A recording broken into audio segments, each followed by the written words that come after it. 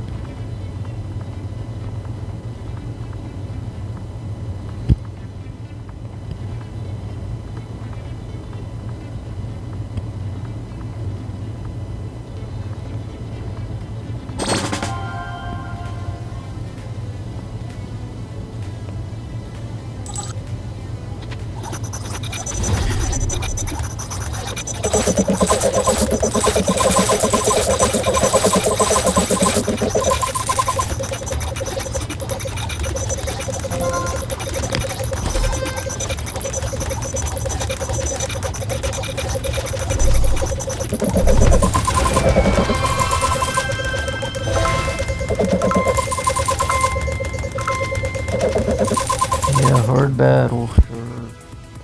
That was so hard. Oh my goodness, hard battle.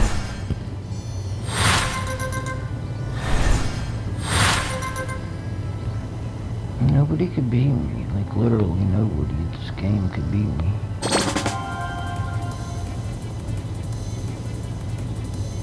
Look, Nick had 2 people up against me now.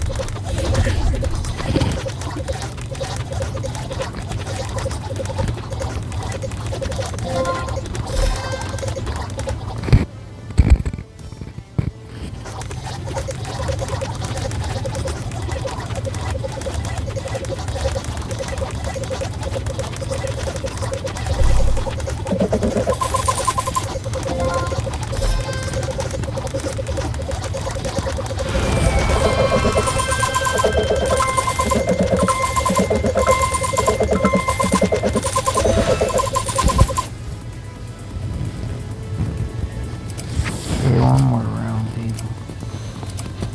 Sorry.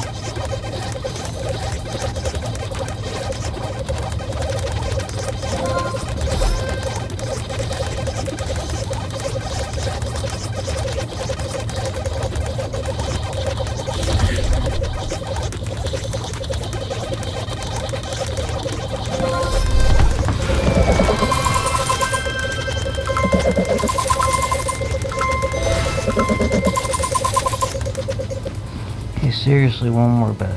That's all. I promise.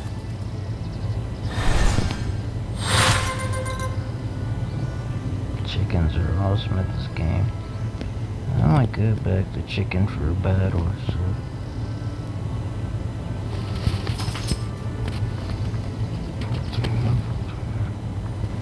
Oh, I don't know.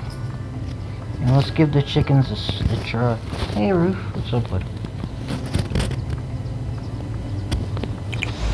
It's my boy Rufus. Is my dog. He's a Morty. He's so cool, man. I love him. It's my best friend. My best friend. Super hard battle. I bet you it's a super easy battle.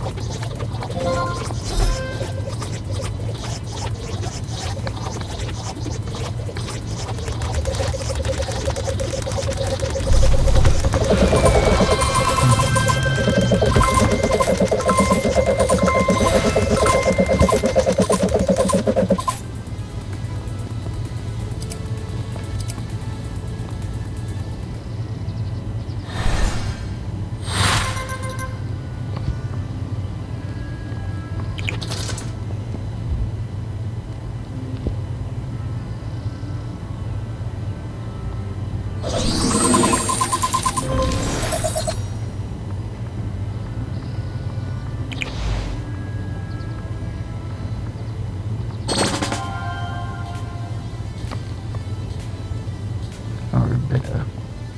Oh, it's a hard beta. Maybe it is.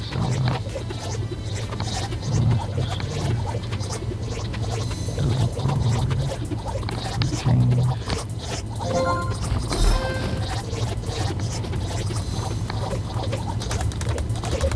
Nope, it's simple.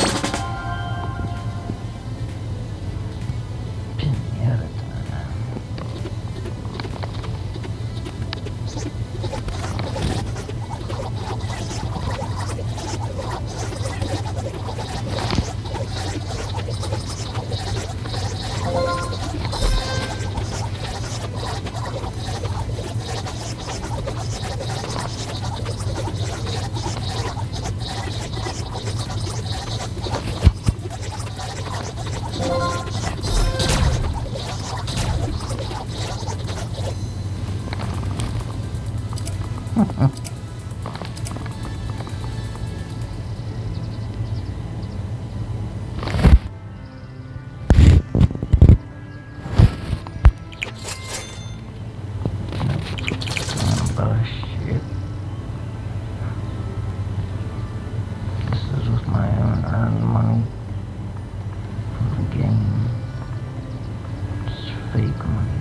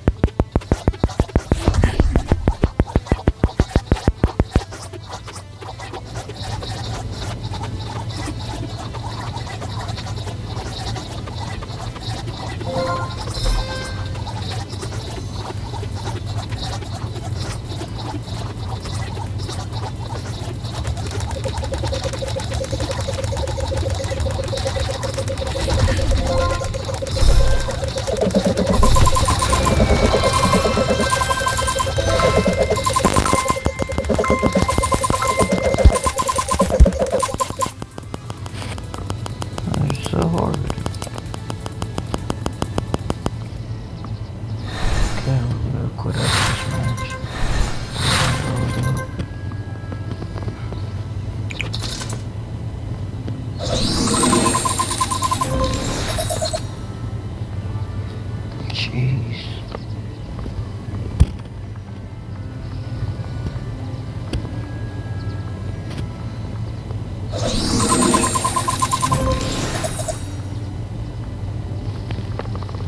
Might as well start leveling up one of these things.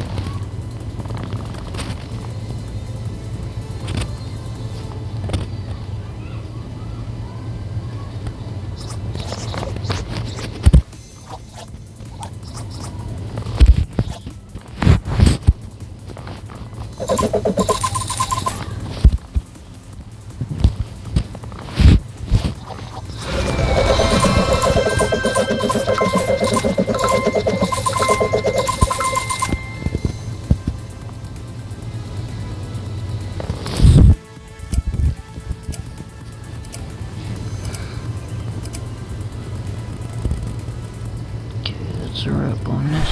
Put this on shoulders for a little bit.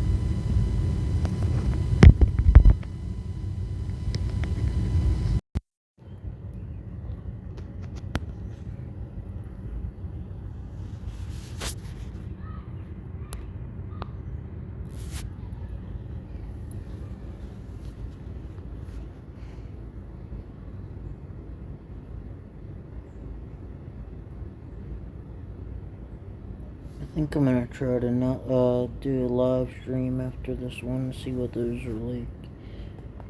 Just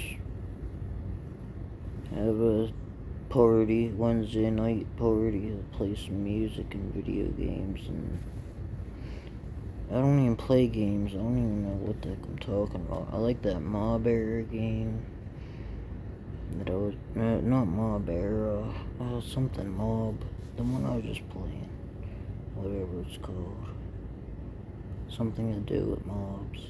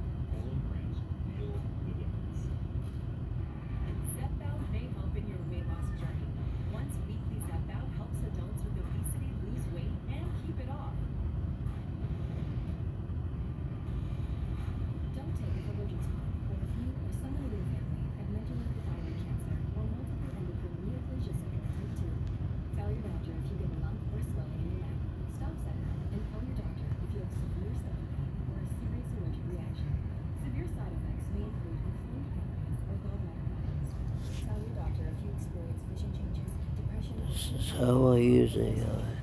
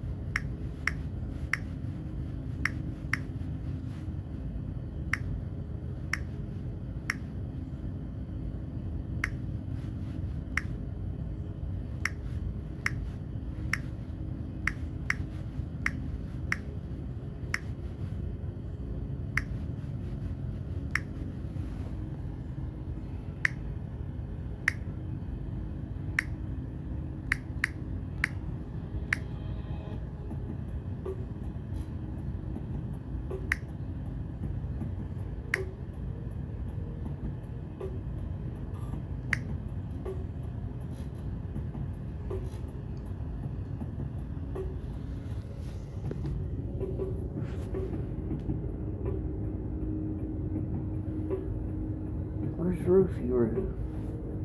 Oh, my chest just started hurting. Oh no, that's not good. I don't know if I should take a baby aspirin or what, man.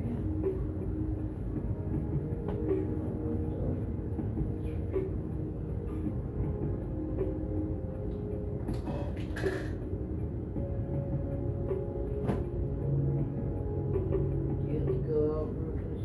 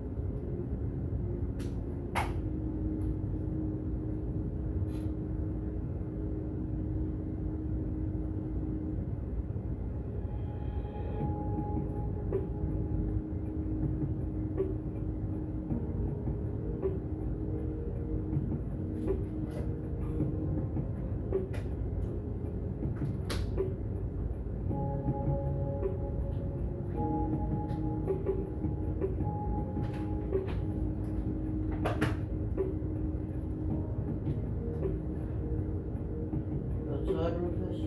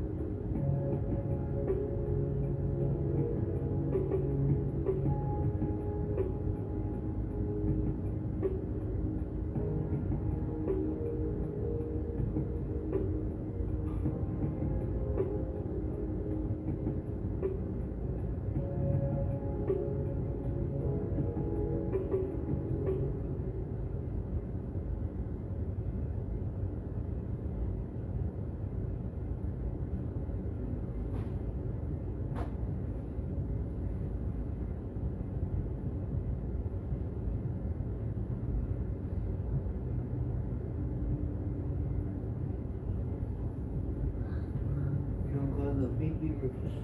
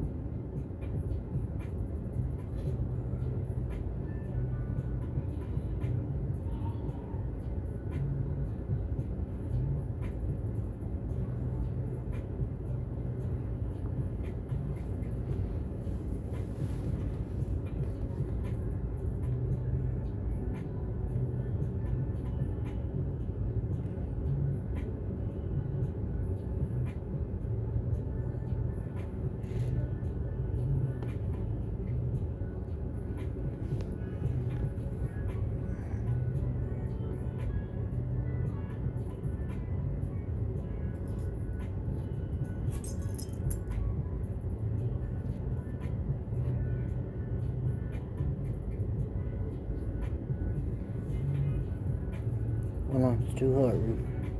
Hold on.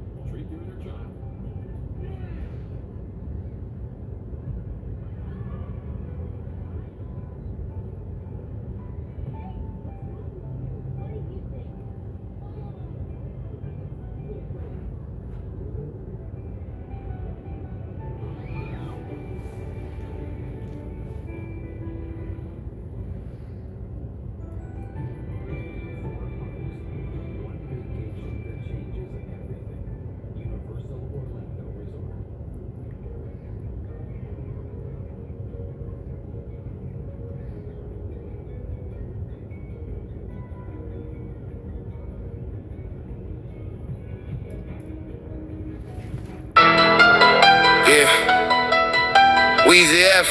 Gilly. Young money. Cash money. Check the temperature, man. It's cold. Yeah. Guess who's back? You stepped into the wrong shop, homie. Knock, knock. Who's there?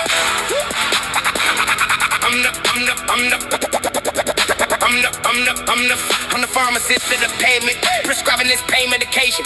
Got the block hot standing on the corner, hallucination.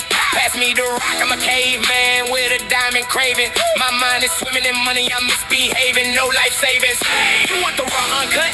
I got the butcher knife. Cut your budget, cut your throat, I'll cut your inspiration knife. I'm a Martian with a market share of madness, man. Eating rappers for breakfast straight out the frying pan. Delicious. You looking for a fix? I fix the scale to tip the budget. Heavyweight champion, you a featherweight, don't touch it. Got the white girl dancing in the kitchen like a ballerina. Smoking on that loud, you can hear it through the whole arena. Turn it up, turn it up, turn it up. Metaphor monster, I'm Frankenstein with a silver spoon. Burying these tracks under the shadows of a crescent moon. You caught the brick of lies, now you crying to the captain. I'm the wrong dealer, homie, look at what just happened. Go! You knocked on the wrong door, looking for a cheap thrill. Now you caught up in the crossfire, swallowing a cheap pill. You dealt with the wrong dealer, counting up the wrong change. Now your whole world is burning inside a horror movie frame. Wrong card, wrong yard, wrong gotta push hard. Now you standing in a graveyard, completely scarred. Wait, back up, step back. Look at the track that I attack. You wanted the back of the rap, but you picked a fanatic who's mentally blacked out. An addict who's packing the gat in the back of an attic. I'm ready to act out. You wanted a bargain, I'm starving. The goblin who's carving his name in your windshield. I'm terminal verbal, a chemical burden. I'm burning your turf to the sin sealed. You bought a bag full of venom and thought it was vitamins. Look at your pupils dilate. I'm the supplier of fire, a liar's destroyer. The boy who will violate violence day. You thought I was soft? Thought I'd let you just walk with a counterfeit bill in your pocket. I'll unhinge your jawbone and socket, then rocket your corpse to the top of a comet. I'm sinister, minister, killing the business. The witness is fixing the choke on the smoke. It's shady, I'm crazy, your baby with rabies. You think that this shit is a joke? You ordered the product, but got the psychotic, neurotic, narcotic who's breaking the scale. The transaction failed, you're trapped in the jail, and now you are headed straight down into hell. Bye-bye. Man, he thought it was sweet like candy cane. You dummy. You stumbled across a couple of mummies who hungry for money. It's funny. We don't take refunds over here, boy. No return! I got the key to the street, locking down in the basement. I got the key to your grief, locking you in the pavement. Safe to say I'm a safe cracker, breaking your safe spot. I'm rain smacker, straight jacket, rip your socks off. Crazy. Flow like a river, you floating face down in the current. I'm the determined occurrence of murder.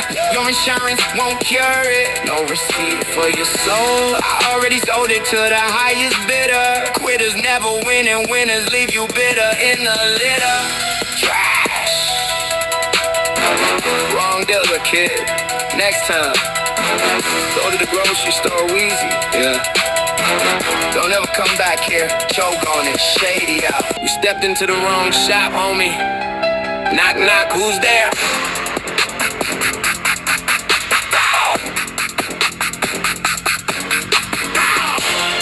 I'm the pharmacist of the pavement. prescribing this pain medication. I'm the pharmacist of the pavement, prescribing this pain medication. Got the block standing on the corner of hallucination. Pass me the rock, I'm a caveman with a diamond craving. My mind is swimming in money, I'm misbehaving, no life saving. Say you want the wrong cut, I got the butcher knife. Cut your budget, cut your throat, I cut your expiration night. I'm on my Martian with a market share of madness, man. Eating rappers for breakfast straight out the frying pan. Delicious. You looking for a fix? I fix the scale that tip the budget. Heavyweight champion, you a featherweight, don't touch it. Got the white girl dancing in the kitchen like a ballerina. Smoking on it loud, you can hear it through the whole arena. Turn it up, metaphor monster. I'm Frankenstein with a silver spoon, burying these tracks under the shadows of a crescent moon. You got the brick of lies, now you crying to the captain. I'm the wrong dealer, homie, look at what just happened. Oh, you knocked on the wrong door, looking for a cheap thrill. Now you caught up in the crossfire, swallowing a cheap pill. You dealt with the wrong dealer, counting up the wrong change. Now your whole world is burning inside a horror movie frame. Wrong car, wrong yard, wrong guy to push hard. Now you standing in the graveyard, completely scarred. Wait, back up, step back. Look at the track that I attack. You wanted to pack it to rap, but you picked a fanatic who's mentally blacked out. An addict who's packing the gat in the back of an attic. I'm ready to act out. Stop! You wanted the bargain, I'm starving. I got who's carving his name in your windshield. I'm terminal verbal, a chemical burden. I'm burning your turf to the sense here. You bought a bag full of venom and thought it was vitamins. Look at your pupils dilate. I'm the supplier of fire, a liar, destroyer, the boy who will violate violent state. You thought I was soft? Thought I let you just walk with a counterfeit bill in your pocket. I'll unhinge your jawbone and socket, then rocket your corpse to the top of a comet. Vomit. I'm sinister, minister, killing the business. The witness is fixing to choke on the smoke. It's shady, I'm crazy, a baby with rabies. You think that this shit is a joke? You ordered the product, but got the psychotic, neurotic, narcotic who's breaking the scale. The transaction failed, you're trapped in the jail, and now you are headed straight down into hell. Bye-bye. Man, he thought it was sweet like candy cane. You dummy, you stumbled across a couple of mummies. You hungry for money, it's funny. We don't take refunds over here, boy. No return, only burn. I got the key to the streets, lock it down in the basement. I got the key to your grief, locking you in the pavement. Safe to say I'm a safe cracker, breaking your safe box. I'm a brain smacker, straight jacket, ripping your socks off. Crazy! No, like a river, you floating face down in the current. I'm the deterrent occurrence of murder. Your insurance won't cure it. No receipt for your soul, I already sold it to the highest bidder. Quitters never win, and winners leave you bitter in the litter. Trash. Wrong dealer, kid. Next time, go to the grocery store Wheezy. Yeah, don't ever come back here. Choke on it. Shady out. Moolah.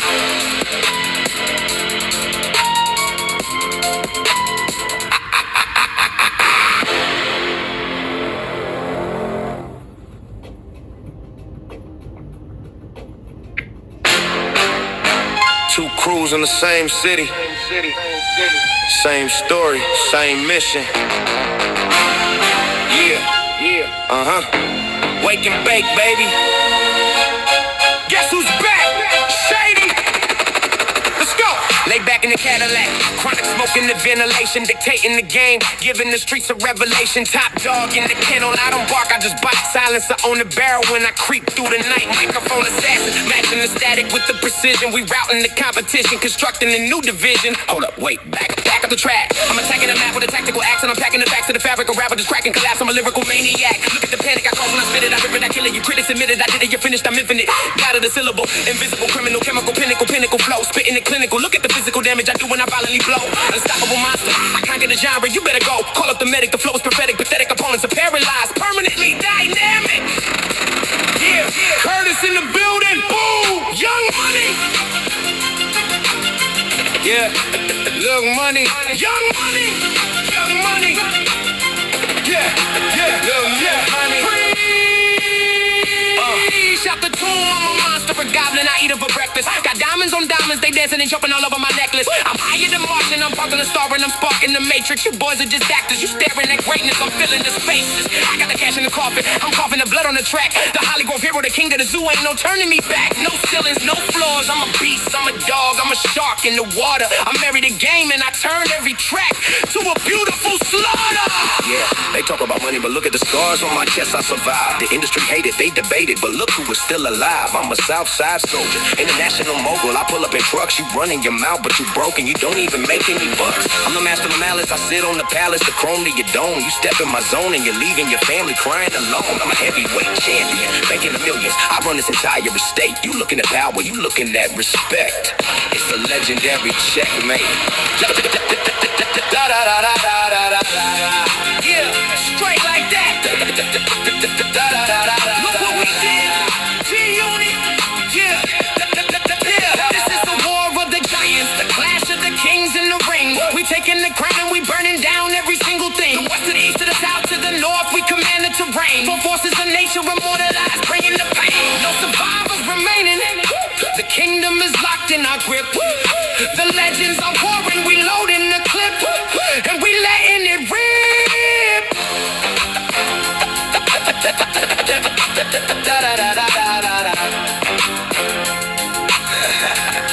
Standard procedure, peace. Get rich or die trying, son. West Coast, baby. Long Beach style. Over and out.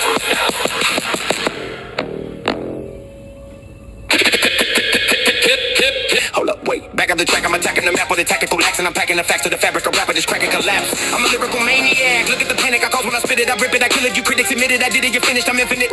God of the syllable, invisible, criminal, chemical, pinnacle flow, spitting it clinical, look at the physical damage I do when I violently blow. Unstoppable monster, I conquer the genre, you better go, hold up the medic, the flow is prophetic, pathetic, opponents are paralyzed, permanently dynamic. Yeah.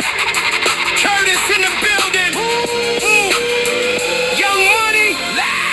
Light a flick. Weezy, yeah. Free. Shot the tomb, I'm a monster, a goblin, I eat them for breakfast. Got diamonds on diamonds, they dancing and jumping all over my necklace. I'm higher than Martian, I'm parked on a star and I'm sparking the matrix. You boys are just actors, you staring at greatness, I'm filling the spaces. I got the cash in the coffin, I'm coughing the blood on the track. The Holly Grove hero, the king of the zoo, ain't no turning me back. No ceilings, no floors, I'm a beast, I'm a dog, I'm a shark in the water. I marry the game and I turn every track to a beautiful slaughter. Yeah, they talk about money, but look at the scars on my chest, I survived. The industry hated, they debated, but look who is still alive. I'm a Southside soldier, international mogul, I pull up in truck. You running your mouth, but you broken, you don't even make any bucks. I'm the master of malice, I sit on the palace, the chrome to your dome. You step in my zone and you're leaving your family crying alone. I'm a heavyweight champion, making the millions, I run this entire estate. You looking at power, you looking at respect, it's a legendary checkmate. Yeah, straight like that. Look what we did. This is a war of the giants, the clash of the kings in the ring. We taking the crown and we burning down every single thing. The west to the east to the south to the north, we command the terrain. Four forces of nature immortalized, bringing the pain. No survivors remain, and the kingdom is locked in our grip. The legends of war and we loading the clip and we letting it rip. No survivors remaining. The kingdom is locked in our grip. The legends are warring. We loading the clip and we letting it rip.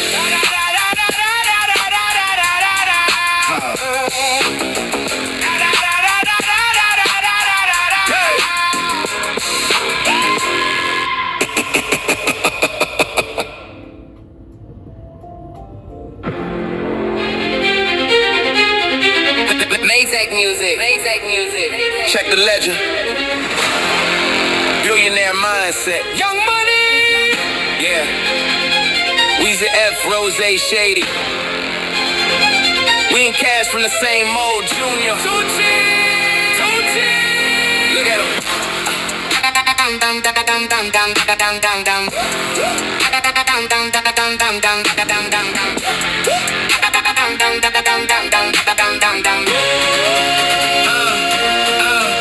Panorama watches, marble floors in the mansion. I'm presidential, federally expanded expansion.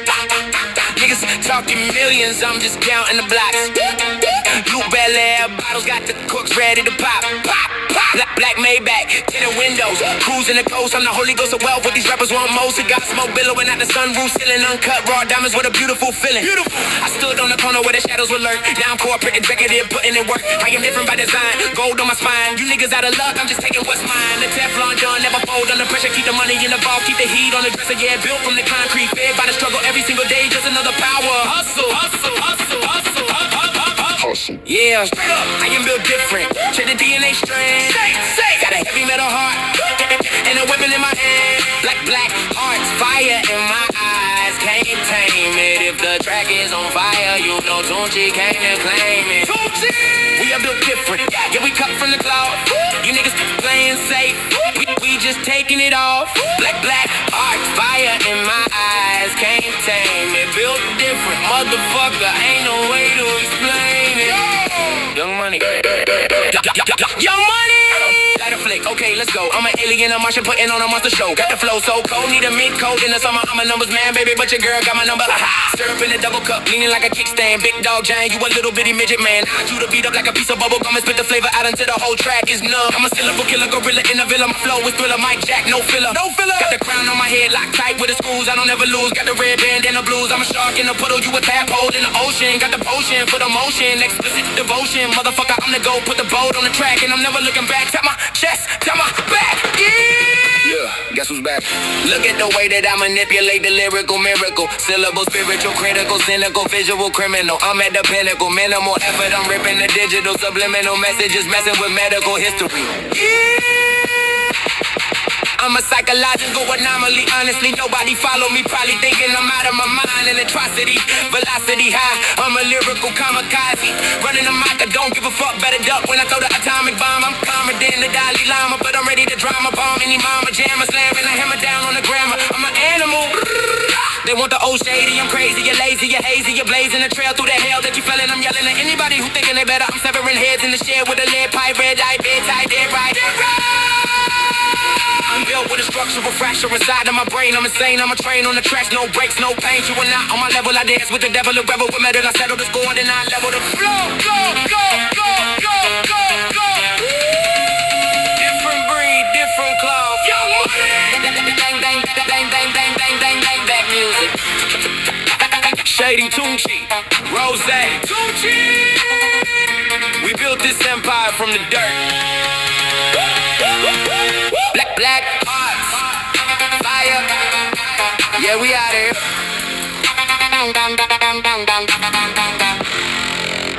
Young Money. Yeah. Weezy F, Rose, Shady. We ain't cast from the same mold, Junior. Tunchi. Look at him.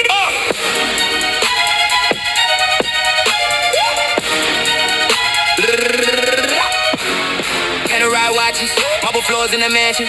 I'm presidential, federal, expanded expansion. Niggas talking millions, I'm just counting the blocks. Blue Bel Air bottles got the corks ready to pop. Black Maybach, tinted windows, cruising the coast. I'm the Holy Ghost of wealth. What these rappers want most. It got smoke billowing out the sunroof ceiling. Uncut raw diamonds, what a beautiful feeling. I stood on a corner where the shadows were lurk. Now I'm corporate executive, putting in work. I am different by design, gold on my spine. You niggas out of luck, I'm just taking what's mine. The Teflon Don never fold under pressure. Keep the money in the vault, keep the heat on the dresser. Yeah, built from the concrete, fed by the struggle. Every single day is just another power hustle. Hustle, hustle, hustle, hustle. I am built different, check the DNA strand. Got a heavy metal heart and a weapon in my hand. Black hearts, fire my eyes, can't tame it. If the track is on fire, you know Tunchi came to claim it. Tunchi! We are built different, yeah, we cut from the cloth. You niggas playing safe, we just taking it off. Black hearts, fire my eyes, can't tame it. Built different, motherfucker, ain't no way to explain it. Light a flick, okay, let's go. I'm an alien, a Martian, putting on a monster show. Got the flow so cold, need a mint coat in the summer. I'm a numbers man, baby, but your girl got my number. Up in a double cup, leaning like a kickstand. Big dog giant, you a little bitty midget man. I chew the beat up like a piece of bubble gum and spit the flavor out into the whole track is numb. I'm a syllable killer, gorilla in a villa. My flow is thriller, Mike Jack, no filler. Got the crown on my head, locked tight with the screws. I don't ever lose. Got the red band and the blues. I'm a shark in a puddle, you a tadpole in the ocean. Got the potion for the motion, explicit devotion, motherfucker. I'm the gold, put the bold on the track, and I'm never looking back. To my chest, to my back.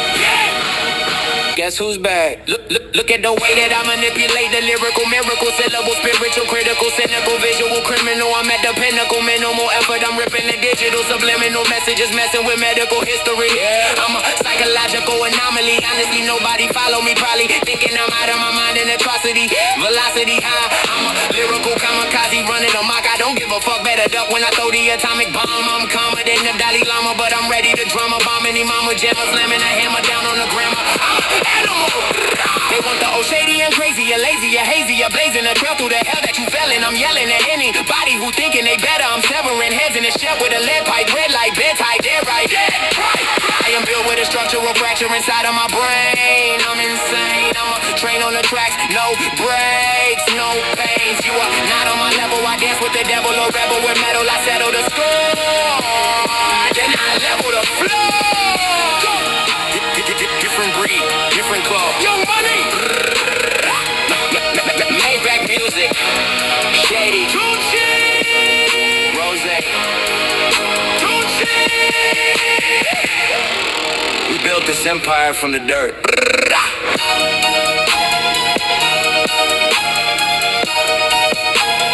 Black hearts. Fire. Yeah. We out of here.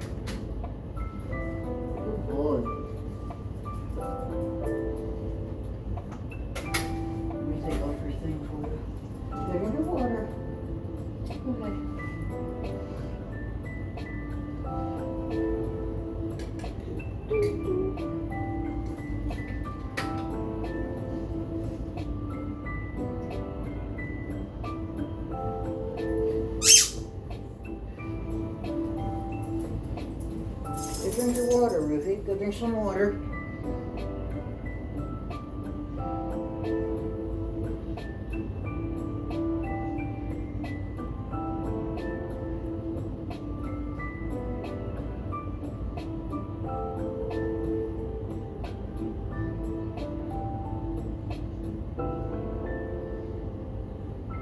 Rufus is a good boy. Go drink your water and we will play toys. Go drink your water.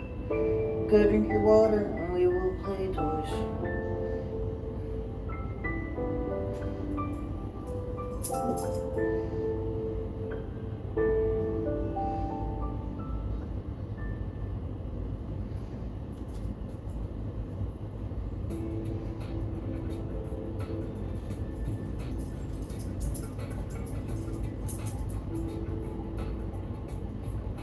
Oh, Rufy, hold on, you didn't drink your water, did you?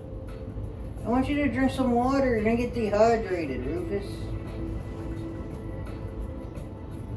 Finish packing this and I'll throw your toy for you.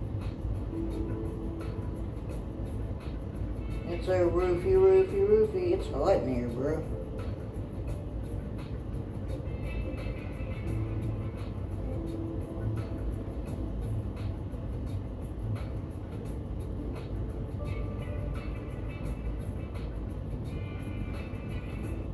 He's a good Rufy. Don't worry, I'll be down in a minute to play with you. I'm gonna hit this pool a couple of times, okay, Rufy? Thanks for being patient. Do.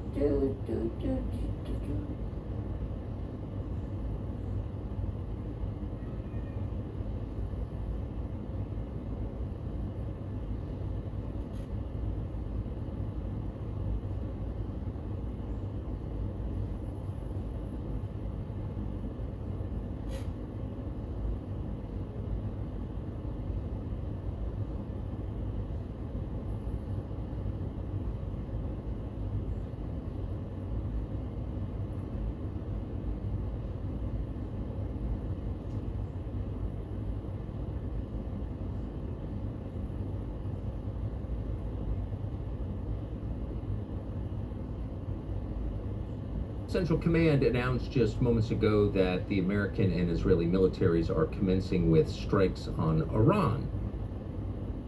These strikes are reported to be planned to continue for the next several days. In fact, this may well develop into another phase of a full-scale war, a hot war, kinetic war, people dying, bombs dropping, missiles flying. And on one level, it's not surprising if you haven't been checking in on the progress of our war with Iran. But if you have been sporadically reading headlines about where we are and where this is likely to go, you may be a little bit confused, because we were just told the other day that a deal, the President of the United States holds that a deal with Iran is imminent any moment now. We've been hammering out the details. Our crack diplomatic team has been traveling back and forth to Pakistan, and we're very, very close. That turns out it's not true. That is, and we counted, the 38th time the President of the United States has announced since March 23rd an imminent deal with Iran. And like the other 37 times, this one turns out to be completely untrue for whatever reason, and we are back to bombing Iran. And Iran has pledged to respond, not by bombing the United States because they can't, but by hitting our allies in the region, the 6 Gulf states who are our closest allies in the Middle East, and they've almost all of them have sustained tremendous damage, in some cases very severe damage, to military and civilian infrastructure, and they'll continue to do that. So this is escalating. The war is back on, despite repeated promises that it was over, that we'd already won. We could play you a lot of clips. No point really in doing that because it's depressing. We could play you all 38 announcements of an imminent deal. Again, you get the point. But we can't resist playing just one from about 6 weeks ago. This is the President of the United States saying that victory is already ours, and we're all really only hanging around to increase the magnitude of the victory. Here's President Trump. We've already won, but I want to win by a bigger margin. But we have destroyed their Navy, destroyed their Air Force, destroyed all of their if you look at their anti-aircraft equipment, their radar equipment, their leadership is destroyed. We've destroyed everything. So it's hard to know which of those details is accurate or not, because there has been really since February 28th, when this began, a total news blackout on the details of this war. We don't know how many Americans have been killed. We don't know how many have been injured. We don't know how they were killed and injured. We really don't know anything beyond what we read on the internet or in press releases. And in case after case, that has turned out to be untrue. So there really has never been a war of this magnitude with this little factual coverage, supplying the public with usable information about how it's going. So we don't really know. We can take some of that at face value. The United States military is formidable. It's huge. There's a budget of over $1 trillion a year. So we can bet that tons of running assets have in fact been destroyed over the last several months. But fundamentally, we can conclude that Iran has not lost this war. In fact, by the only measure that really matters, Iran is winning the war. What's that measure? Well, of course, it's the ability to control the Persian Gulf, the eastern aperture of the Persian Gulf, the Strait of Hormuz, now famous. And as of right now, Iran controls the Strait of Hormuz. It did not when this war began, now it does. And so what do we learn from this? Well, we learn that President Trump is not a great diplomat. He's overselling this, like it's an all-you-can-eat buffet at Atlantic City. Oh, it's gonna be the best. And so it's tempting to kind of lay all of the blame at Trump's feet, and on one level it is all his fault. He decided to do this. Whatever pressures he faced, it was his decision. And he has oversold America's position in this, and he is in some very real way not good at this. I'm gonna play, okay? But that would be to minimize the profound nature of this moment. What we're really learning is not simply that Trump is a spotty commander-in-chief and certainly no diplomat and obviously not a deal maker. If you announce a deal 38 times and it doesn't materialize, you're not a deal maker. What we're beginning to understand, unfortunately for the rest of us, are not just the limits of Trump, but the limits of American power. That's what we're actually learning, how limited the United States is in what it can do and how it can project its will abroad. And a lot of Americans, particularly if you grew up, came of age over the last 30 years when the United States had really unrivaled power globally, global hegemony, it was in charge, it was the lone superpower up until maybe 10 years ago. And in the minds of many in Washington, it remains the lone superpower. You imagine that the US government could just kind of affect outcomes by articulating them, say it out loud and it becomes true, because it has the biggest and famously best military in global history. But despite having that military, despite aircraft carriers that cost $120 billion start to finish to put in the water, the United States military has not been able to open that strait to shipping to the rest of the world, to global commodities, in months. And there is no promise that we'll be able to. So we have, first and foremost, learned the limits of American military power. There are some things we just can't do, and you would have thought we'd be able to do them.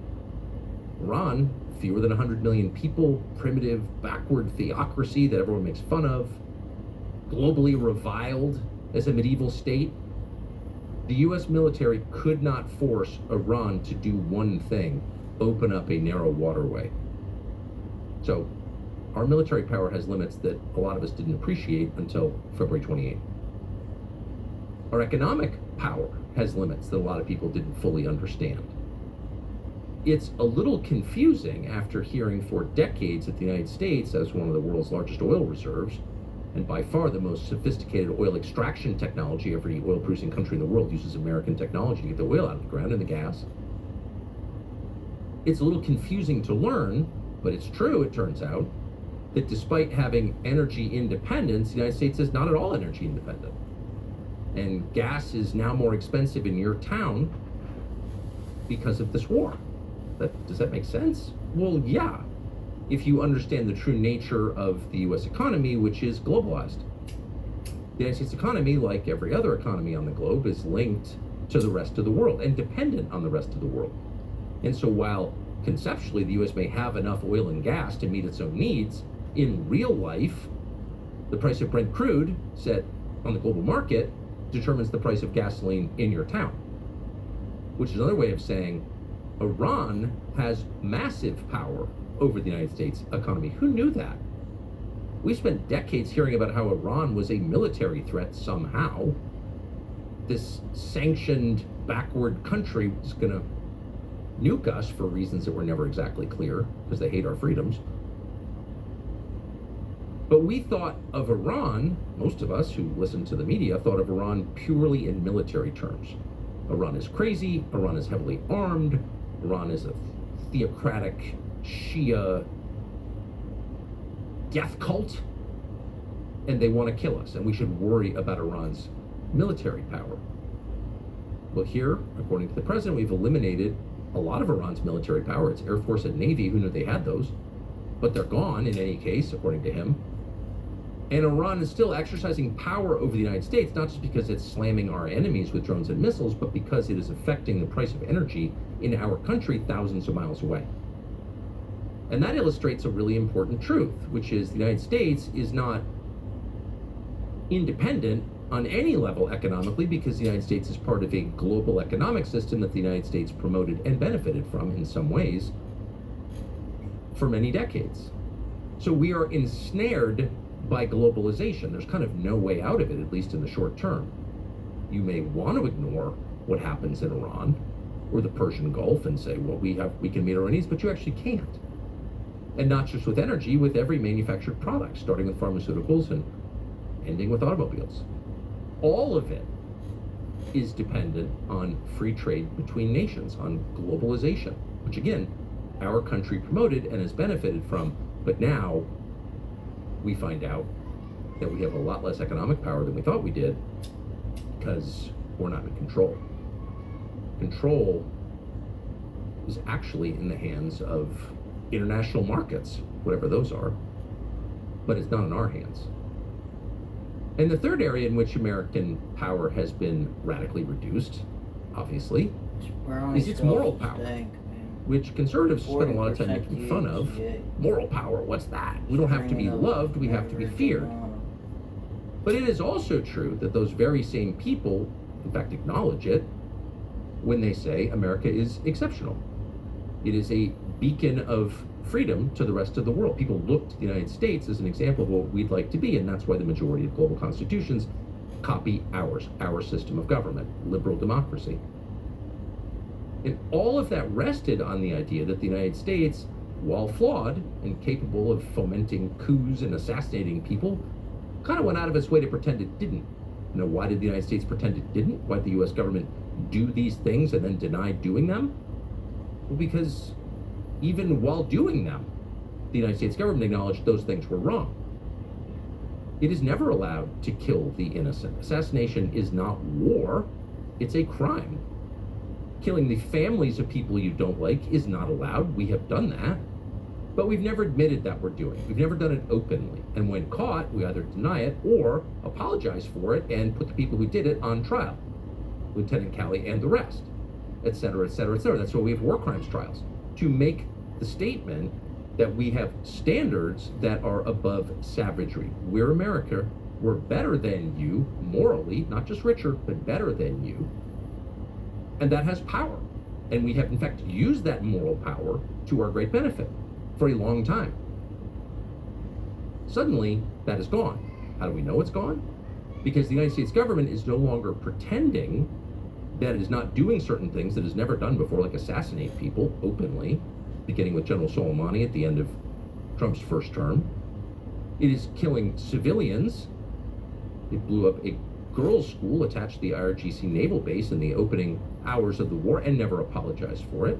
Not one time did anyone from the US government say, well, that was awful, sorry. Not one time. That's just the cost of war, apparently. And more specifically, and in some ways more shockingly, the United States government has threatened to target, and then 2 days ago, targeted civilian infrastructure. Meaning the systems that keep people alive, keep civilians alive in Iran and any country. Power, water, sewage, desal. Necessary for life. The lives of people who are not fighting in the war, who did not make the decisions that led to the war, who are innocent bystanders. The kind of people you are not allowed to kill on purpose, but when you destroy civilian infrastructure, you are killing them on purpose. And so while the US government in war has destroyed civilian infrastructure at scale, by the way, during the Second World War, this has happened before, but it has never happened so openly and without apology, and never once has any American leader threatened in public to kill civilians unless the government of the country he opposes submits. That's never happened, because that's barbaric behavior. That's not what civilized nations do. And suddenly, not only is the US government doing that, but no one is saying anything about it. Like, that's just fine. And there's also, of course, because why wouldn't you at this point, it's threatening nuclear strikes against entire populations, or as the president himself said, civilizations. Now, let's hope none of that happens, and let's hope there aren't further strikes on civilian infrastructure, that civilians aren't killed on purpose. Not simply because we're like bleeding heart liberals that think it's bad, but because it's not good for our country, because, well, in the end, what you do will be done to you. That's almost a physics principle. That's just a fact. That's not moralizing. That's reality. What you do will be done to you. And the United States has a lot more civilian infrastructure than Iran does. So if the global hegemon is announcing that it's okay to murder civilians in a country you don't like, whose policies you oppose, it stands to reason that we may be the victim of that kind of thinking. In fact, it's dead certain that we will be the victim of that kind of thinking. Americans will be the victims of that. So this is a huge moment and a huge loss for the United States. But maybe above all, the way in which American power has been reduced, and this is the saddest to say out loud, is that it is suddenly obvious to everyone, both in this country and around the world, that the United States does not have sovereignty, which is another way of saying American leaders aren't really in charge of America. They can make some decisions, they can make noises and give speeches, but big decisions, the ones that change the course of history, are not up to them. They're employees. They're not the boss. Now, who is the boss? Well, that's an open debate. But in this war, it has become very obvious, undeniable, and in fact, it's been admitted by this administration that the President of the United States didn't decide the time and place of this war. The Prime Minister of Israel decided the time and place of this war. Benjamin Netanyahu was in charge. Admitting that out loud, and of course it was known to everyone who was paying close attention, is a sea change in the way not just the rest of the world thinks about the United States, but the way Americans think about their own country. Because the premise of our system is that the people who live here are in charge of it, and that they can control its outcomes by voting. We just had elections in a lot of the country, primaries yesterday. And ever diminishing number of people march off to the polls with the notion in mind that I can change things with my vote. The war in Iran has taught us that actually on the big questions, the people you elect aren't even in charge. Someone else is, in this case, Benjamin Netanyahu. What are the long-term effects of a population understanding that voting doesn't make any difference? Well, it's hard to know. We've never been here before in 250 years. But it's easy to imagine that radicalism, extremism, violence would be the outcome of that. Because if people cease believing that they have any power whatsoever to change a system that is hurting them, there's no peaceful way to make the pain stop. They will use non-peaceful means to get what they want. Democracy, famously, is a pressure relief valve. It keeps people calm. You may not like what's happening right now, but just wait till the election and you can change it. When people start to believe that's not possible, that it's all fake, that in the end, no matter what you vote for or who you elect, Benjamin Netanyahu or some other foreigner is in charge of your country, or the donors, why wouldn't they take extra legal means to express their frustration? Well, they probably would. And you would get a violent, chaotic country, like so many countries around the world. So you don't want that. But unless someone restores not just the fiction, but the reality of sovereignty to the United States, meaning you can elect somebody and he can change the system if he wants, if he has a mandate from voters to do it, he can change it in ways that Bill Ackman doesn't like. Unless that is clearly true, then you're going to get a very radical population. And if you mix that realization with an economic downturn, which is the obvious end result of this war, who knows what you could get?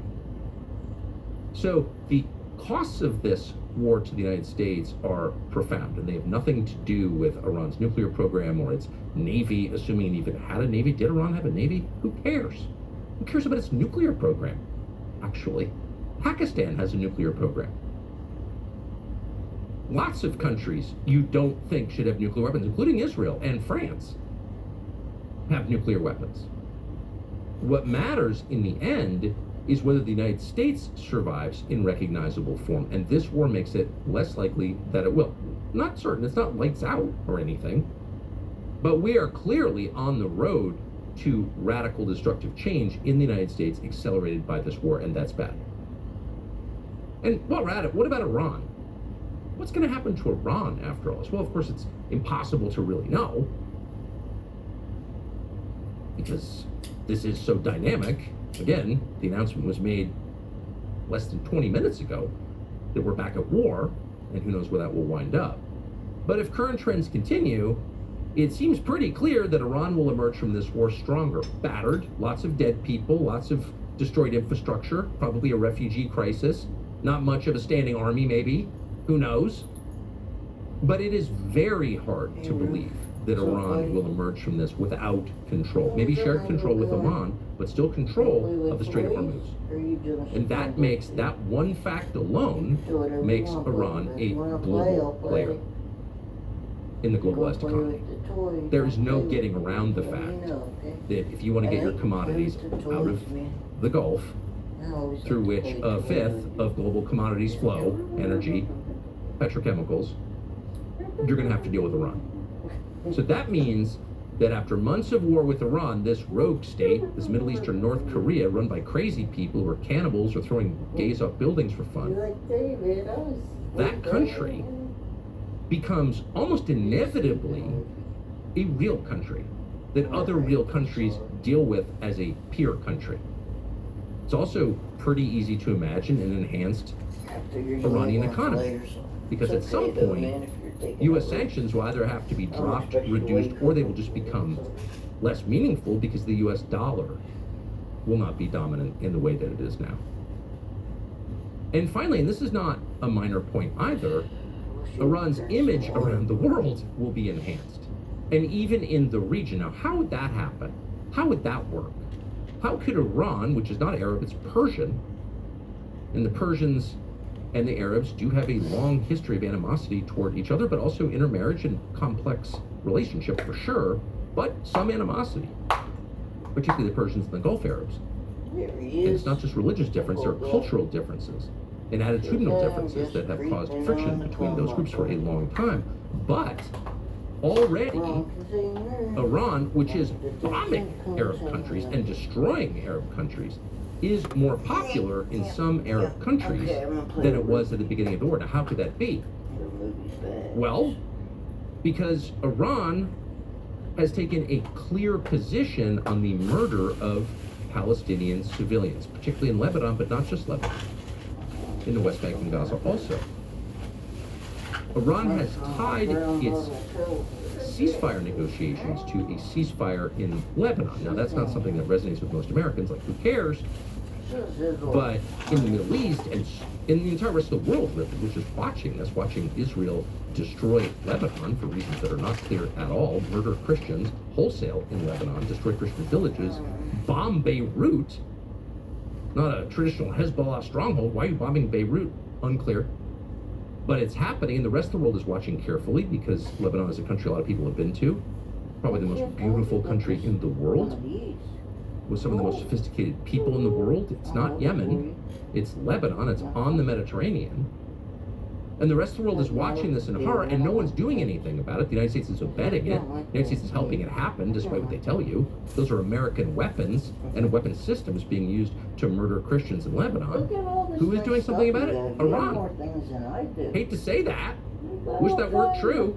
Wish it didn't fall to Iran to do something about this, but it has, and they are. And they're doing more about this than any other country, including ours, including any of the Gulf states. Sorry.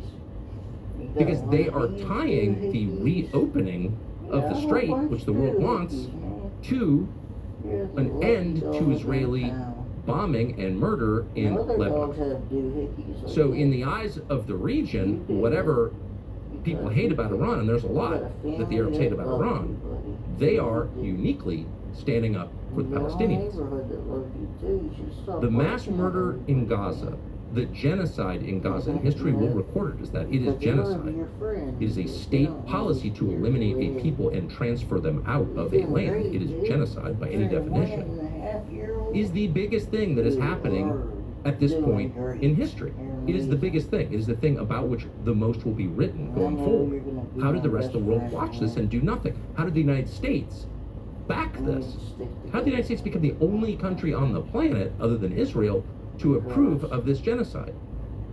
These are questions normal people will ask fairly soon. They're asking them now.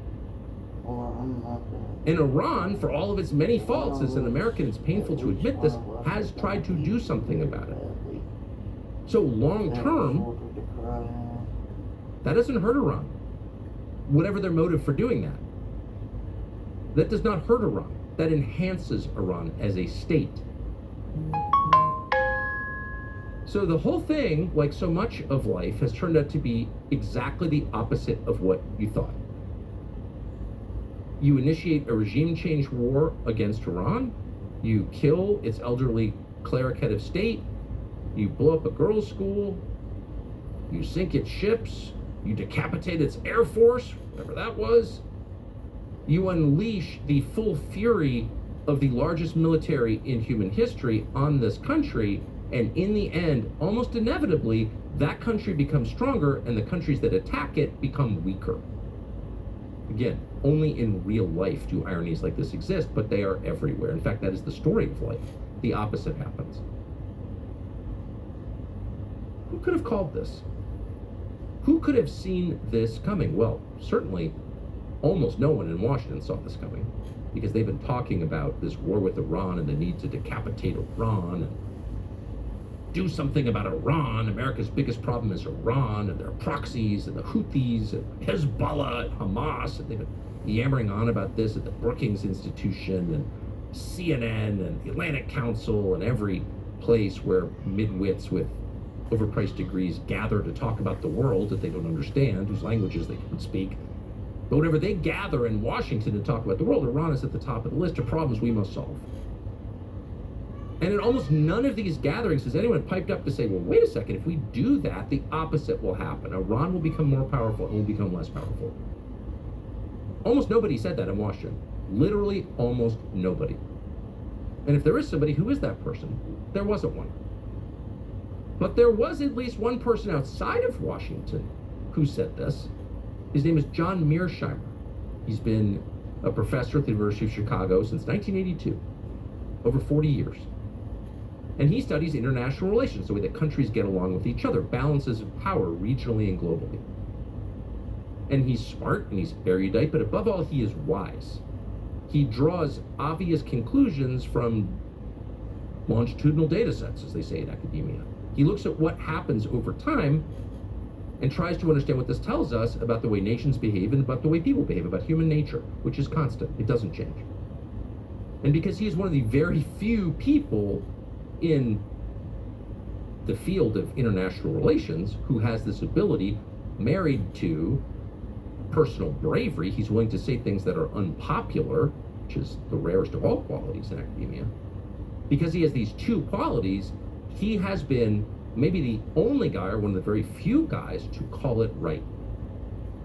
Back in 2007, he and a friend of his from Harvard called Stephen Walt wrote a book on the so-called Jewish lobby, AIPAC, and whole constellation of nonprofits in Washington that seek to steer the U.S. Congress and the executive, the White House,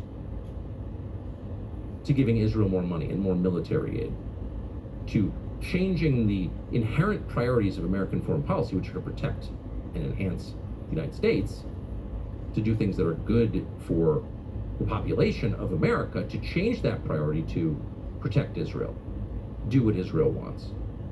And the two of them wrote this fairly famous book about it back in 2007 and were immediately attacked, can you guess, as Nazis and anti-Semites. Well, turns out neither of them was a Nazi or an anti-Semite, just the opposite.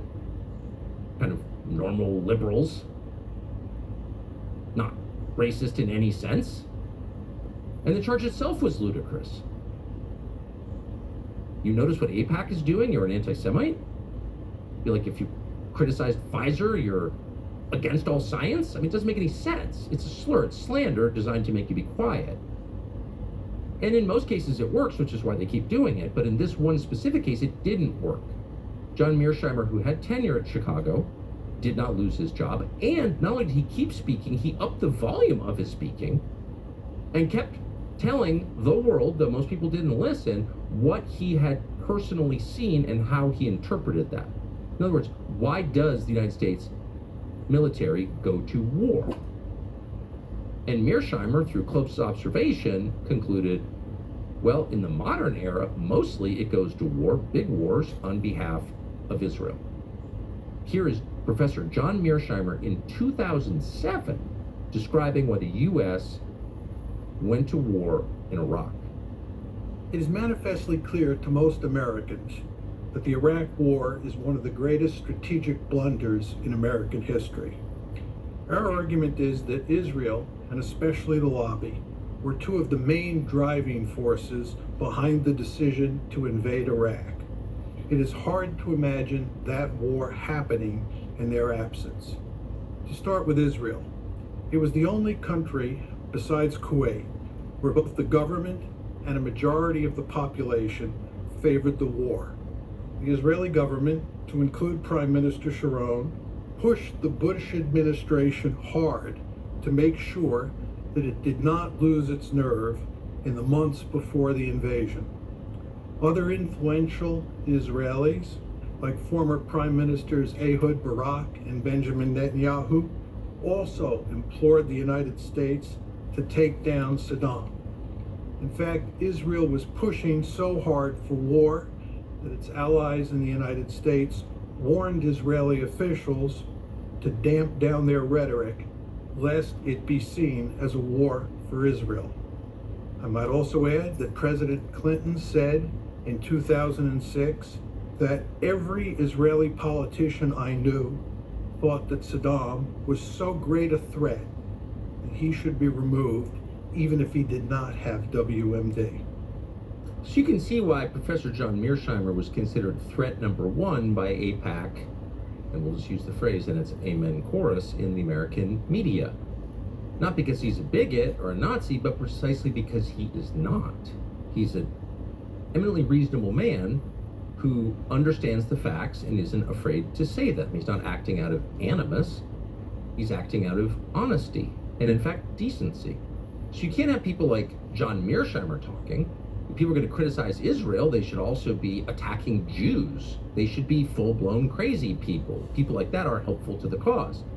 People like John Mearsheimer tend to provoke an open, rational debate on the topic that AIPAC and the defenders of Israel's influence over the United States cannot possibly win because it doesn't make any sense at all. So they don't want to have the debate. So Mearsheimer was basically written out of the world he occupied. Though he is a full tenure professor at the University of Chicago, one of the most prestigious universities in the world, suddenly he wasn't getting invited to write a lot of New York Times op-eds. In fact, for many years, very few non-experts heard from him at all. But he kept saying the same thing, which is the Israeli government and its agents in the United States, registered and unregistered, are pushing the U.S. government toward outcomes that will hurt the United States. And now his ultimate vindication, the war in Iran. And not just the war in Iran, but the war between Russia and Ukraine, which is in fact, a war between the United States and Russia. And we got into that war because of pressure from exactly the same people. People who have pushed for war in Iran have spent the last 5 years pushing the United States to go to war with Russia. And that war is still ongoing because of pressure from those very same people. What can you do to monitor important parts of your life that you can't always keep your eyes on? Things like the far corners of a job site or ranch, or let's say you've got a boat dock somewhere and you can't check on it every day. Cellular security cameras from Defend are the answer. These cameras are very easy to install. No Wi-Fi required, no complex setup process. You don't need to be a master electrician to do it, no running wires all over the place. You just mount the camera, turn it on, and it automatically connects to the strongest available cellular signal and starts sending photos and videos directly to your phone. You can be across the country. You never have to wonder what is happening where you live. You've got total security all the time. It's a gate entrance, a construction site, it's your barn, cabin, anything else you need to keep your eye on when you're gone. This will do it for you. And unlike a lot of security systems, this is affordable. Peace of mind for an honest price. DefendCellCam.com is the address. Go there, see for yourself. DefendCellCam.com. If you've got a signal, you've got 24-hour security. So where does this leave us now? Is either one of those wars going to end anytime soon? Is it possible that either one is resolved in a way that doesn't hurt the U.S.? And what is the motive behind getting the U.S. military, American taxpayers, and service members involved in wars in Ukraine and Iran that can't possibly benefit us? Why would you want to do that? And why is our political class allowed it to happen? Those are some of the questions that we asked Professor John Mearsheimer in an interview that every person should listen to. Every American should watch this. So without further delay, here's Professor John Mearsheimer. Professor Mearsheimer, thank you very much. The most vindicated man in America. I think of you all the time. By the way, your piece on the Israeli lobby came out in 2006. I just checked. The book came out in 2007, so 20 years ago, and it was widely derided, universally derided in the media as a conspiracy theory. There was no such thing. If that book came out today, how do you think it would sell? Oh, I think it would sell lots of copies. There's no question about that. It sold lots of copies then, although the lobby went to enormous lengths to suppress it. Do you know Abe Foxman, the former head of the ADL, wrote a book attacking our book. Before our book came out, it was due to come out the same day our book was supposed to come out. Actually, yeah. He wrote a book, Abe Foxman, that was a direct attack on our book before our book was published, and he didn't have the page proofs or anything. He was basing his attack on what we had said in the article written the year before, and it was scheduled to come out on exactly the same day that our book came out. And then, of course, the lobby went to enormous lengths to make sure that we got as little attention as possible. They ended up getting us canceled at Google. We were supposed to give a big talk at Google, and the lobby moved in and got that talk canceled. We were supposed to give a big talk at the Chicago Council on Foreign Relations, which the lobby then got canceled. Because the lobby doesn't exist. It's just a conspiracy theory, and if you disagree, the lobby will cancel you. Yeah. Well, I'm just grateful that you lived long enough to see yourself vindicated, completely vindicated, and not just on that question, but on many others. So now this has got to be, as someone who assesses the world for a living, one of the most interesting moments of your life, because the world is, well, where are we? Let's just start there. You look out, and what do you see? Nothing but trouble everywhere, and that makes it incredibly interesting. Yes. And depressing at the same time. I do wake up sometimes in the morning depressed at the thought that I'm now going to have to go read all the newspapers and all the websites and get the bad news. But it is a fascinating world, and trying to make sense of it is a very interesting business. So, the idea of coming here to talk to you is very enticing, because we get to sort of feel our way around and try and figure out what's going on. It's just incredible. And I don't know the answer. That's why I'm so grateful you're here. But I sense that this is a change that history will record as profound. This is not just a bump in the road. This is a detour. I think with regard to both the Ukraine war and the war against Iran, profound change is going to result from both. I think that Putin is going to win in Ukraine. Ukraine is going to end up as a dysfunctional rump state. I think in the process of this war, NATO has been wrecked. Yes. The U.S.-European transatlantic relationship has been badly damaged. And if you go to the Middle East, I think the Iranians are going to come out of this war in much better shape than they went into the war on February 28th. And I think that America's position in the Middle East, and certainly Israel's position, is going to be badly damaged as a result of this war. Those are my instincts as well. Along the way to that outcome, which, I mean, nothing's guaranteed, but I strongly agree with your assessment. I think that's very likely to happen in both places, but all kinds of other things could happen. So as bad things, very destructive things. So as you look at both conflicts, which gives you more concern? I find it hard to answer that question because I'm so concerned about both conflicts. Yes. Well, let's start with Ukraine. Yeah, and I would just say as a general point, I think that the worst outcome in both cases, and I can expound on each, is the possibility of nuclear weapons being used. Yes. And let's start with Ukraine, as you say. The Ukrainians, with strong support from mainly the Europeans, but also the United States, have ramped up their drone war and missile war against the territory of Russia. In other words, they're striking deep into Russia, and they're doing significant damage inside of Russia. And the Russians believe that this has to stop, especially since the Europeans and the Americans are talking about increasing the volume and quality of the attacks in the future. And The Trump administration. The Trump administration, yeah. I don't think President Trump himself, but I think the deep state is committed to the Ukraine war still. I mean, Trump has pulled away in a lot of respects, but I think the deep state remains committed, and certainly the Europeans remain deeply committed to helping Ukraine inflict punishment on the civilian population and on infrastructure deep inside of Russia. And the Russians are having a devil of a time stopping that.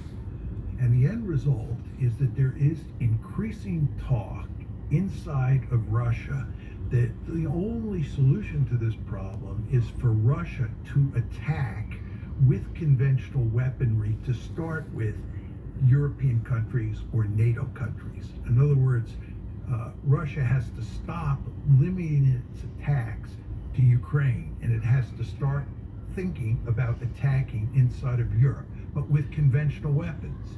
And the view of many inside of Russia is that if that doesn't work, if the conventional weaponry doesn't stop the attacks on Mother Russia, then what Russia should do is use limited nuclear attacks against NATO countries to send a very clear signal to the Europeans and to the United States that they better stop, or this will escalate out of control.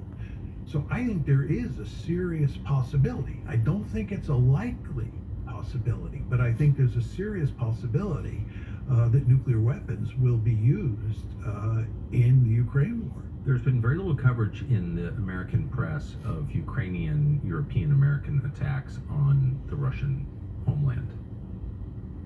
To what extent have they caused damage and casualties, and their serious attacks?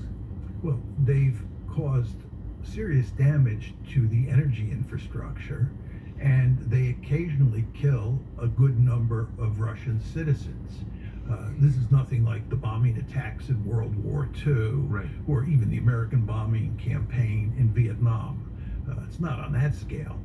But from a Russian perspective, any serious attacks on Mother Russia are unacceptable. And the problem that Putin faces is that there has long been widespread criticism inside Russia that he has not waged the war against Ukraine vigorously enough. The fact is that Putin and the Russian military, of course, have gone to great lengths to minimize the number of Ukrainian civilians who have been killed. It's very important to understand. You'd never know this from reading the mainstream media in the West. No, because he's Hitler. Yes. That the Russians have actually not waged a serious punishment campaign against the civilian population inside of Ukraine, with the possible exception of destroying the electrical grid.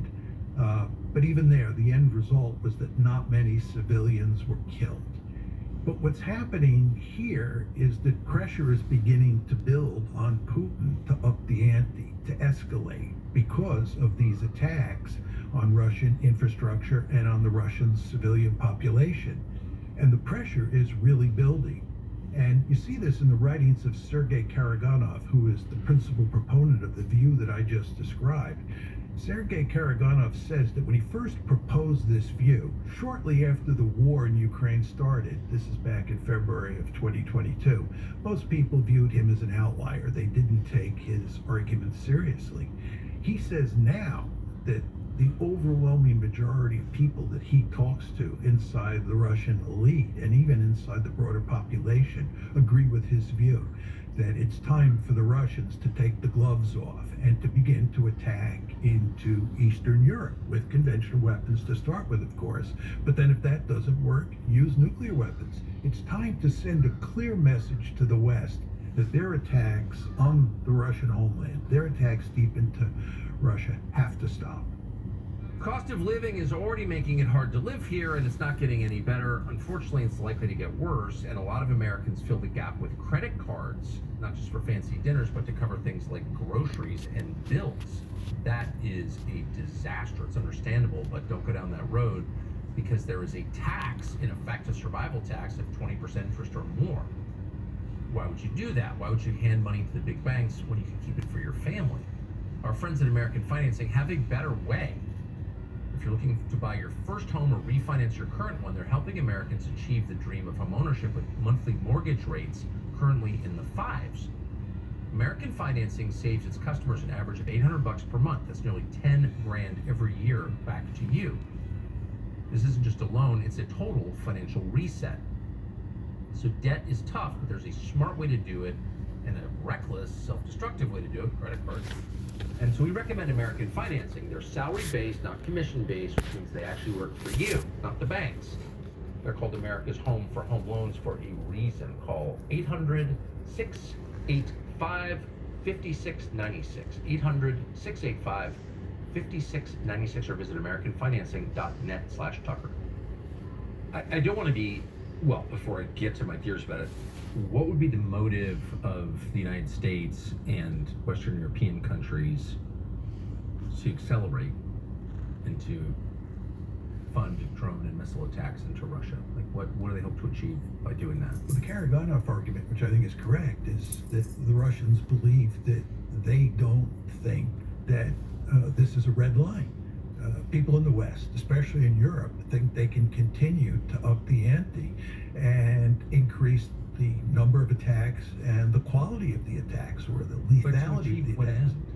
Well, there's a belief that this will bring Putin to the negotiating table and that Ukraine will be able to get a favorable deal. In other words, if we increase the scope and scale of these attacks, Putin will surrender. Beatings will continue until morale improves, kind of thing? Yeah. And so that's the idea. And the argument that people like Karaganov make is that the only way that we can reverse this situation is make it clear to the West that there is a red line here. They don't understand that, but we're going to make it clear. And the way we're going to do it is we're going to attack NATO countries, and we're going to dare them to counterattack. And the bet is that the Europeans and the Americans will back off and tell the Ukrainians no more of those attacks. We won't assist you. We won't provide you with the drones and the intelligence to attack Mother Russia anymore. And that this will work. And the Karaganov view is if it doesn't work, what we'll then do is use nuclear weapons. And that will surely send a clear message that there is a red line here. I understand the reasoning. I disagree. I think that the European leaders and American leaders would be thrilled if Russia bombed the Baltics, Eastern Europe, even Western Europe. And I think they'd be more thrilled if they used nuclear weapons, because it would give Western leaders a justification for waging an all-out direct war on Russia, which is what they want. I don't think the United States wants an all-out direct war on Russia. If it was a nuclear war, that would mean that a large number of people would be incinerated. I mean, it does seem like, though, there's this pattern, and I think you see it in this current war, where the West provokes Russia to action so it can cast Russia as Nazi Germany and justify aggression against Russia. there's no question about that. But here we're talking about NATO getting involved in a war. And NATO's in no position to win a war against the Russians, number one. Number two, the last thing the United States wants, given that we're up to our eyeballs in alligators in the Middle East, plus we have to worry about containing China and East Asia, is a war in Ukraine against Russia. And then most important of all, once you talk about the United States and Russia actually fighting each other, the threat of nuclear escalation goes up greatly. And the last thing we want is a nuclear war over Ukraine, because Ukraine is just not that important. It is to some people in the U.S. government. I mean, their ancestors are from there. They identify with it. They really care about it. I mean, of course, I agree with everything you're saying, but just then people are not thinking clearly. They really think that by killing civilians or destroying infrastructure in Russia, they can get Putin, who's under pressure from his right flank, as you just said, to say, okay, you're right. Well, Karyanov's point is, you're absolutely right that people in the West are not thinking clearly. Yes. So what we have to do is we have to focus the mind. And there's no better way to focus the mind than to pop off a couple nuclear weapons in Europe. That will focus their mind. They will get the message. They will understand that we are then out on the slippery slope to oblivion, and they will back off. But that's the only way you can get them to back off. Do you think the people in Russia saying this mean it? Yes. The thing you want to remember, and I think it's very hard for Americans in general to understand this, is that Russia views what's happening in Ukraine as an existential threat. Yes. Ukraine is their backyard. Think back to the Cuban Missile Crisis. The idea of the Soviet Union placing nuclear warheads on missiles inside of Cuba was categorically unacceptable to the United States. Just unacceptable. It was viewed as a threat to our survival. It was a mortal threat. Whether that was right or not is another issue, but that was the view. The Russians have made it clear since 2008, when we said that NATO would expand to the point where it included Ukraine, that this was an existential threat. It would not be allowed to happen. The war broke out in February 2022, and since that war broke out, we have a situation where Ukraine, which was backed by the United States, invaded Mother Russia. Just think about that. Ukraine, an ally of the United States, a country we're supporting, invaded Mother Russia. Then, that was in August of 2024, then in February of 2025, Ukraine attacked one way of the Russia went after its Russian bombers. Ukraine is supported by the United States. It gets intelligence from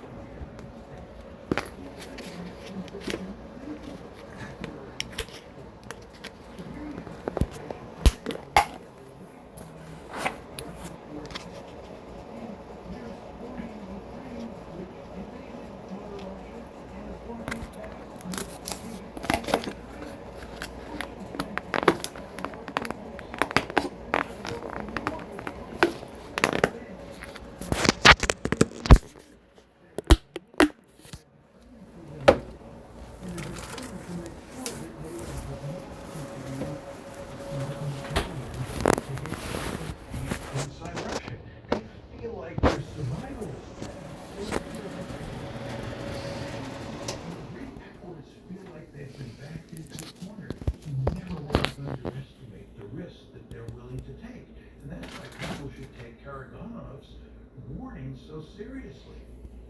I do. But even Hi, Rufus.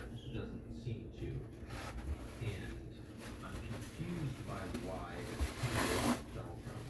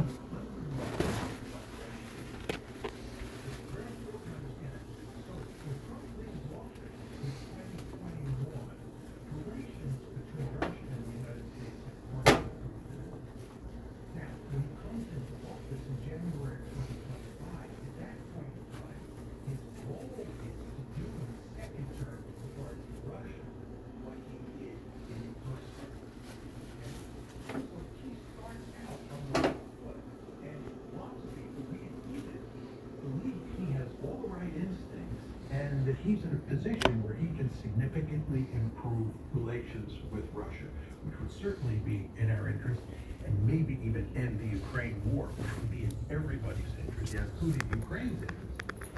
The problem that he runs into is twofold. First of all, he's ham-fisted when it comes to diplomacy. He's just not good.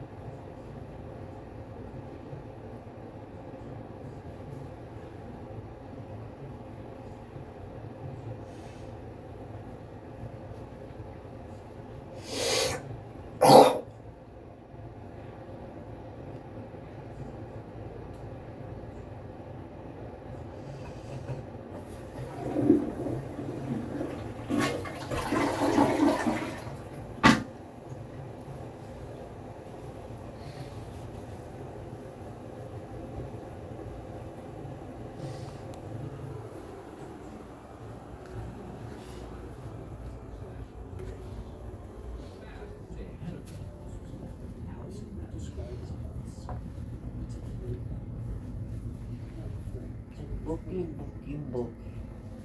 Boogie, boogie, boogie.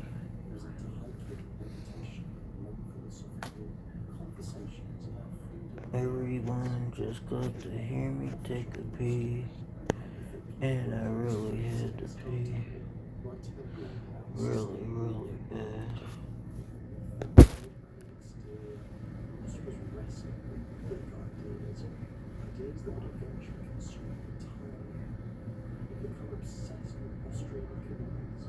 Libertarian school of thought that argues for minimal government intervention in markets. There would have been big families as Murray Rothbard and Friedrich Hayek like him scripture. They believed, generally intuitively, that individuals should have complete autonomy in their own lives, including related to their bodies. The war on drugs, to Ross, wasn't just bad policy, it was a moral abomination. Why should the government have the power to tell adults they couldn't use marijuana, psychedelics, or any other substance? Why were millions of people being arrested or imprisoned and having their lives destroyed over personal choices that harmed no one else? It was tyranny dressed up as public health policy. Here's where Ross's story takes a turn from philosophical drama to something darker. He decided he could actually do something about it. Not by running for office or writing op-eds or organising protests. No, Ross wanted to build a system that would make the drug more obsolete. A marketplace so efficient, so secure, and so beyond the reach of law enforcement that would demonstrate once and for all that prohibition was futile. He started researching. He taught himself advanced web development, cryptography, and server management. He studied Bitcoin, which was still a fringe curiosity in 2010. He learned about Tor, the anonymity network that could hide web traffic from surveillance. And slowly, piece by piece, began building what would become Silk Road. Ross didn't tell anyone what he was doing.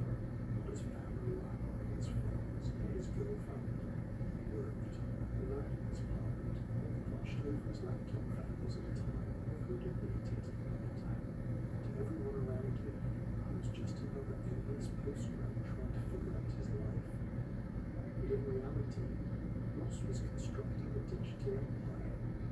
But he was on the right side of history. He believed that what he was building would be remembered as a turning point, a moment when individuals would claim their freedom from an overreaching state. He saw himself not as a criminal, but as a pioneer. Digital founding father creating a kind of society based on voluntary exchange and personal liberty.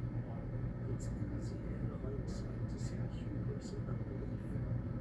At the time, in that apartment in Austin, Ross Ulbricht genuinely thought he was going to change the world. And in a way he did, just not the way he imagined. Before Silk Road could exist, the world needed something it had never had before: untraceable digital money, a Bitcoin created in 2009 by a mysterious figure or group calling themselves Satoshi Nakamoto. Bitcoin was pitched as a revolution in finance, a currency free from banks, governments, and central control. Transactions were recorded on a public ledger, blockchain, and the identities behind those transactions could remain completely anonymous. To most people, Bitcoin sounded like nerd fantasy. To Ross Ulbricht, others like him, it sounded like freedom. No chargebacks, no credit card companies, no paper trails leading back to a real name. Just you, your wallet address, a mathematical certainty that no one could stop you from spending your digital coins however you wanted. Bitcoin wasn't designed to harm. He's a good boy, Rufus, yeah. I know he is, I know he is. He's a good boy, he's Rufus Roo. Rufus Roo, what you doing, Rufus Roo? Rufus, come on, Rufus, back up, Rufus. You're the being bad boy, don't do that. You're being silly boy, don't be silly boy.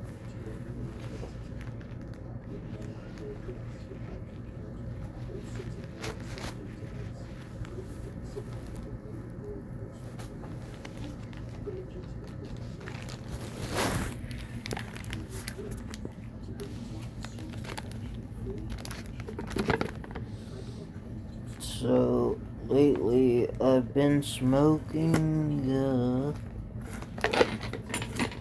the most chronic weed I've ever had in my life. The strongest chronic I've ever had in my life. And the jar is broken and raining down glass all over my bed. But I'll show everybody.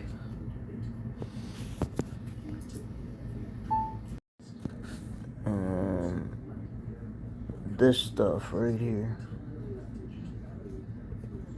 And let me show you something else.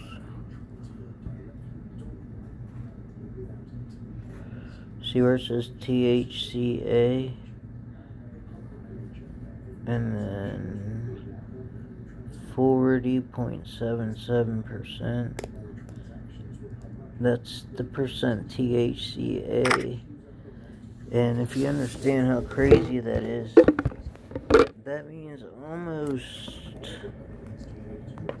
40% of, it means 40% of the strain of weed is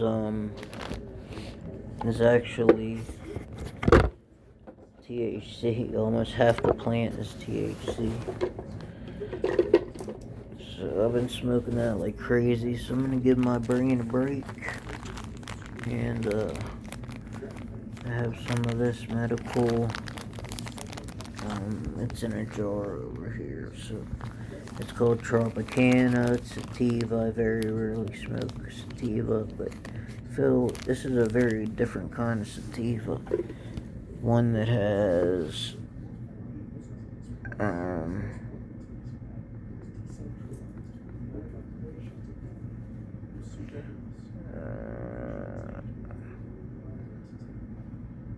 what's this say? 1% myrcene. I mean, no, Rufus, come on, man. He tries to go on my pillow every time. You're bad, Rufus. But anyway, I'll go shoot Rufus.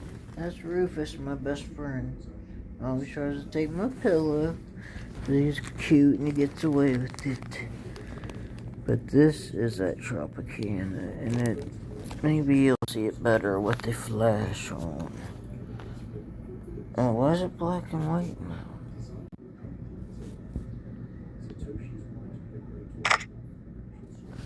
I want you to see the trichomes reflecting, but it's not gonna work because it's in a baggie, but it's very dank. I would take the brownie scout out, but I don't want the glass falling on my bed anymore, because look, I'll give you a look at it. Man, it's like grinding up glass all over. Dude, I can't. Maybe through the bottom. Oh, I got it in a baggie too. But I'll try to show you. The nuggets they're phenomenal, but you can't see them from here. Maybe you could see some trichomes on the bottom of the bag. Yep. Yeah, they're all over the place. But I don't know if I have any other images of it.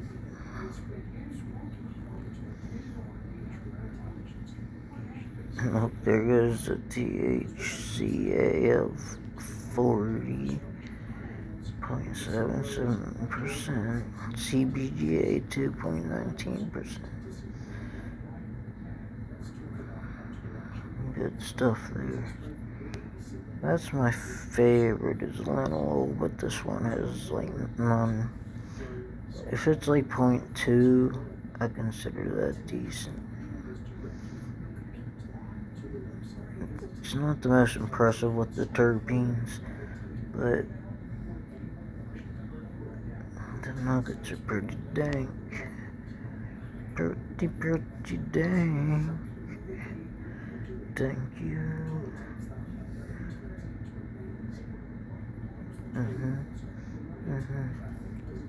Delicious. Okay, so I'll get a picture of myself rolling a joint, I guess. Nope, can't find any papers. Maybe. Oh, here's some brownies. I have 2 quarters. I didn't even realize it. I'll show you them. Okay. Alright, here we go.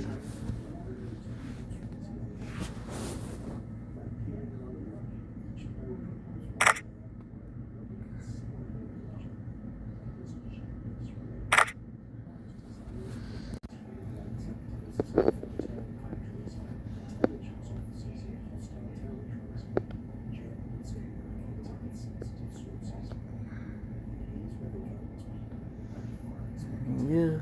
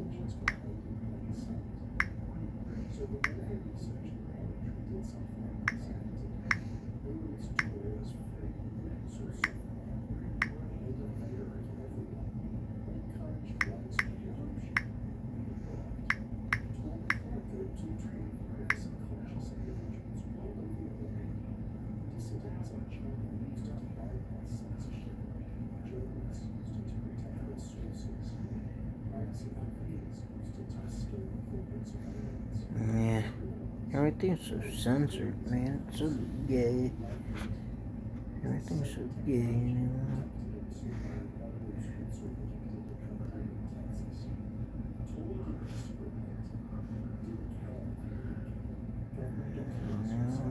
How do I play music off of Drive?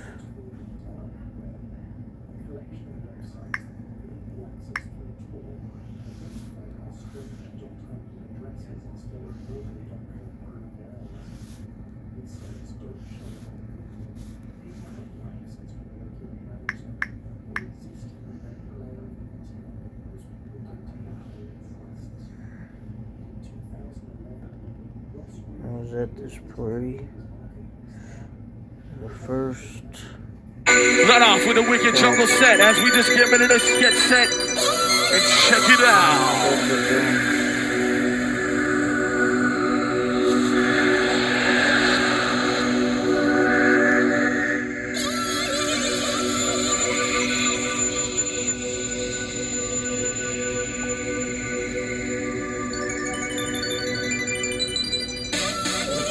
Georgia and an MC.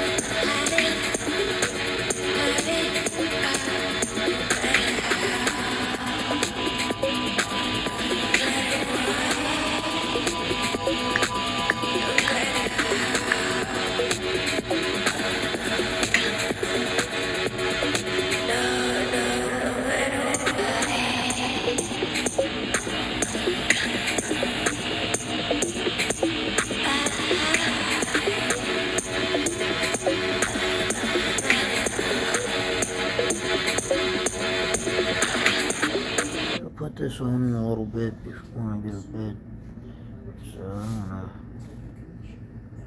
have to lay it on while my dog is trying to sleep. Try to be considerate. So for now,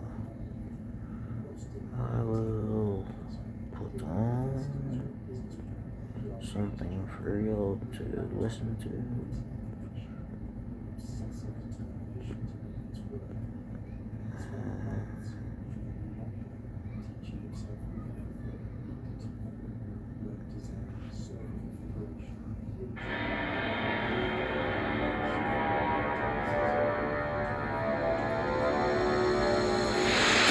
We're gonna try to make a streamer using green hair.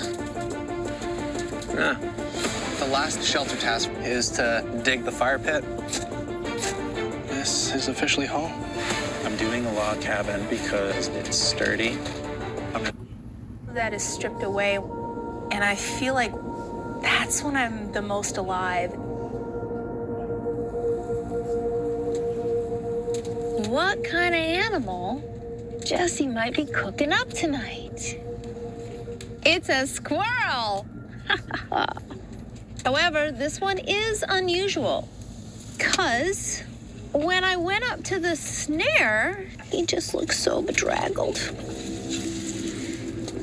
But the poor little guy, like, I was going to, like, skin him out, and, like, literally his head fell off. Like, that's how hard something was really trying.